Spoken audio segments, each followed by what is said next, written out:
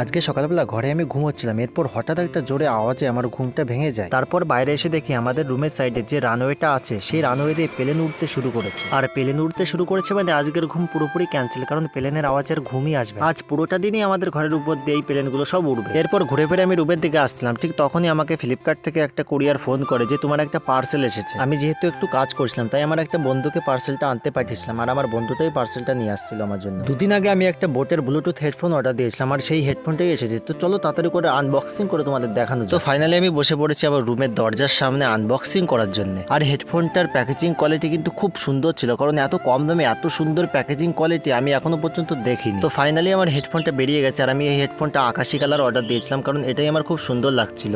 এরপর বাক্সের মধ্যে ছিল চার্জিং ডেটা কেবল, হেডফোনের কিছু রাবার আর কটা স্টিকার। আর হেডফোনটার বেল্ট কোয়ালিটি খুব সুন্দর ছিল, কানে পড়তে খুব কমফোর্টেবল লাগছিল, কোনো রকম ব্যথা হচ্ছিল না। আর এত সুন্দর সাউন্ড কোয়ালিটি ছিল মাত্র 1200 টাকায়, কি